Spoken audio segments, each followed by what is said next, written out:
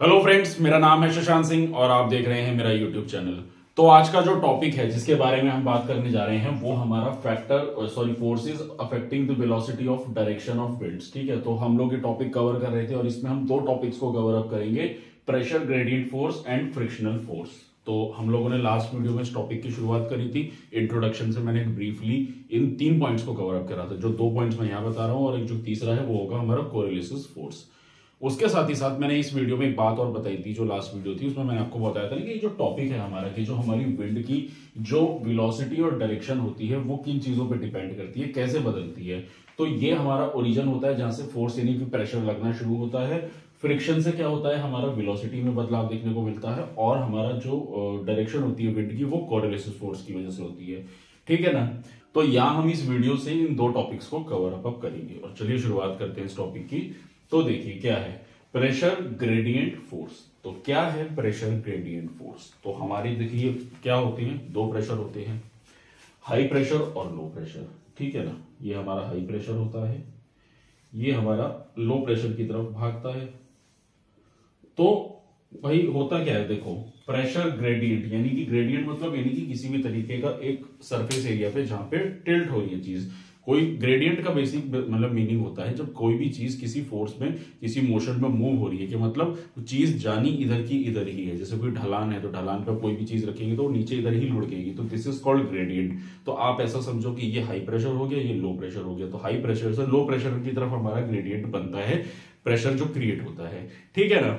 तो इस तरीके से मूवमेंट होता है। अब हाई प्रेशर लो प्रेशर कैसे क्रिएट होता है, क्या होता है, वो मैंने अच्छे से डिटेल में लास्ट वीडियोस तक सारा अच्छे से समझा चुका हूं। ठीक है ना, किस तरीके से सनलाइट आती है, एयर पार्टिकल्स चार्ज होते हैं, कैसे ऊपर होते हैं, वैक्यूम क्रिएट होता है, हाई प्रेशर से लो प्रेशर की तरफ विंड मूव करती है। ठीक है ना, और उसी से हमारी विंड बनती है। ठीक है, एयर से जब मोशन क्रिएट होता है तो विंड बनती है। So the difference in atmospheric pressure produces a force. अब इसको थोड़ा ध्यान से समझो। हमारा जो लो प्रेशर होता है, लो प्रेशर में क्या होता है, हमारा लो प्रेशर में सनलाइट जब पड़ती है, हीट पड़ती है, तो क्या होता है, एयर जो हमारे पार्टिकल्स होते हैं वो चार्ज हो जाते हैं तो ऊपर की तरफ मूव करते हैं। तो यहाँ पे पार्टिकल्स जो है कम रहते हैं हाई प्रेशर के मुकाबले, पहली चीज। ठीक है, तो वो कह रहा है ना कि डिफरेंस इन एटमॉस्फेरिक प्रेशर, तो दोनों के एयर प्रेशर्स में डिफरेंस होता है। अब आप यहाँ पे याद करो, हम लोगों ने कुछ लास्ट वीडियो में आइसोबार्स के बारे में पढ़ा था। आइसोबार्स क्या होते हैं, आइसोबार्स हमारे प्रेशर के बारे में बताते हैं, यानी कि हमारा हाई प्रेशर की तरफ ज्यादा रहेगा आइसोबार्स और लो प्रेशर की तरफ कम रहेगा। तो जो ये डिफरेंस होता है, जैसे कि मान लो यहाँ पे 1040 है, तो यहाँ पे इसको 20 कर लो, चलो 1020 है हाई प्रेशर, तो यहाँ पे 1016 रहेगा। एमबी याद आया कुछ, मैंने बताया था आपको एमबी होता है हमारा। तो जब अब हाई प्रेशर यहाँ पे ज्यादा रहेगा, यहाँ पे लो प्रेशर है कम रहेगा, इसलिए इसको हाई बोलते हैं, इसको लो कहते हैं। ठीक है ना, पार्टिकल्स कम होते हैं। तो ये जो वेरिएशन दिख रहा है ना, जो डिफरेंस दिख रहा है, तो वो यही कह रहा था, difference in atmospheric pressure produce a force. इस डिफरेंस के होने की वजह से ही फोर्स क्रिएट होता है यहाँ पे और इस तरीके से प्रेशर लगता है इस फोर्स का। ठीक है ना, वो ये बताना चाहता है। उसके बाद क्या रहता है, rate of change of pressure with respect to distance is the pressure gradient. और इसी rate of change of pressure के बदलाव से जो बदलाव आता है, इसी से हमारा ग्रेडियंट बनता है, इसी से हमारा फोर्स का ग्रेडियंट बनता है। ठीक है ना। फिर वो कह रहा है कि the pressure gradient is strong where there is isobars are close to each other and is work weak where the isobar are part. अब होता क्या है ना कि देखो आइसोबार्स, अगर 2 आइसोबार्स आए, आइसोबार्स क्या है, बेसिकली हमारे पूरा क्या बता रहे हैं, प्रेशर को बताते हैं, डिफाइन करते हैं।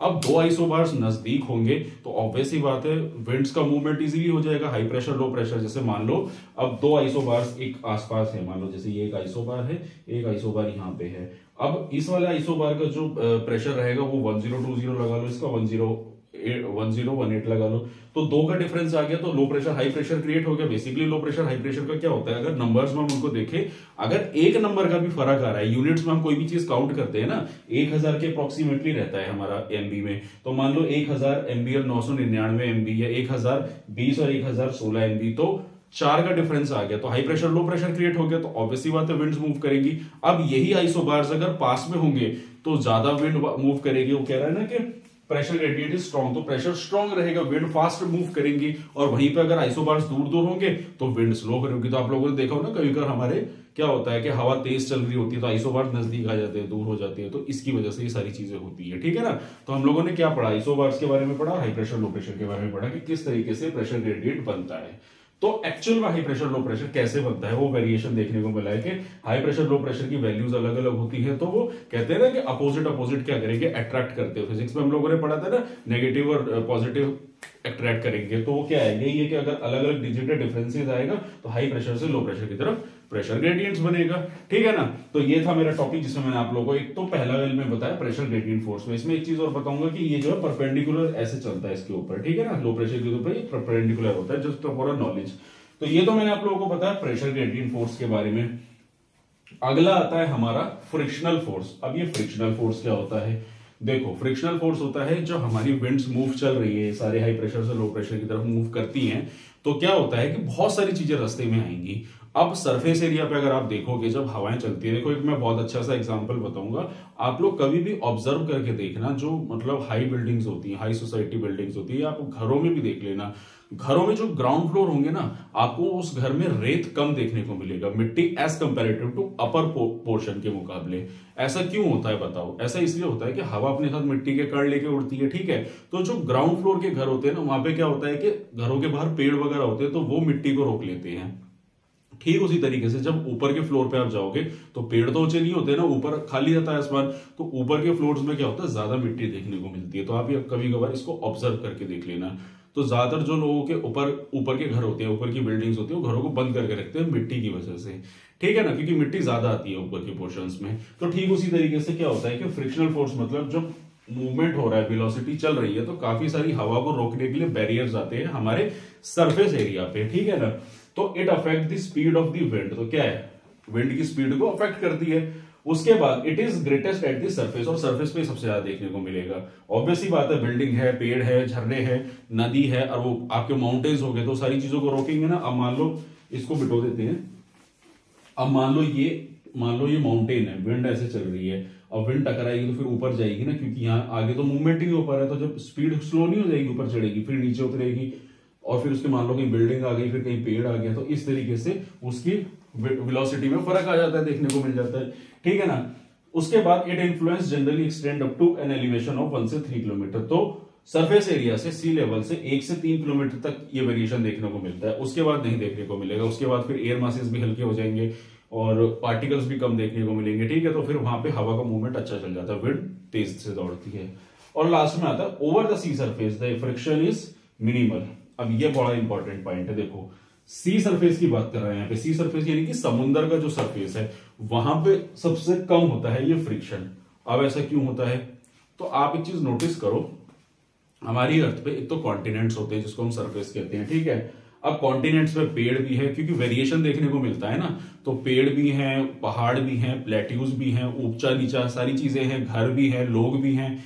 लेकिन समुंदर का अगर आप सरफेस देखोगे, जो ऊपर का तल होता है, अगर अब आप समुंदर के ओशंस को बड़े बड़े देखोगे तो दूर दूर तक तो खाली है ना। ऐसा थोड़ी ना कि माउंटेन, पेड़, झरने निकल रहे होंगे, दूर दूर तक खाली मैदान है, तो कोई चीज टकराएगी नहीं। तो इसलिए वहां पे विंड्स ज्यादा जोर से मूव करती है, सराटे से निकलती है एकदम। ठीक है ना, तो इसलिए कह रहा है कि फ्रिक्शनल फोर्स आपको समुद्र के सरफेस लेवल पे कम देखने को मिलेगा। ठीक है ना, तो ये था टॉपिक जिसमें मैंने आपको फ्रिक्शनल फोर्स के बारे में बताया, और ये मैंने आपको बताया था प्रेशर ग्रेडियंट फोर्स के बारे में। तो यही था मेरा टॉपिक जिसमें मैंने इन 2 टॉपिक्स को कवर अप किया। अब हम अगली वीडियो में थोड़ा और अच्छे से जानेंगे हमारा तीसरा टॉपिक कोरिलेसिस फोर्स, जो सबसे ज्यादा इंपॉर्टेंट है हमारी ज्योग्राफी में, और उसका एक बहुत बड़ा मेजर रोल भी है। वो थोड़ा बड़ा भी होगा टॉपिक, उसको अच्छे से डिटेल में हम अगली वीडियो में समझेंगे। तो यही था मेरा आज का टॉपिक। तो अगर आप लोगों को मेरा काम पसंद आ रहा है, अगर आप लोगों को मेरी वीडियो अच्छी लग रही है, तो मेरे चैनल को सब्सक्राइब कीजिए, मेरी वीडियो को लाइक कीजिए। कमेंट सेक्शन में कोई डाउट है तो आप प्लीज उस पर अपना कमेंट मेंशन कीजिएगा। तो आज के लिए इतना ही, मिलते हैं नेक्स्ट वीडियो में। Thank you very much.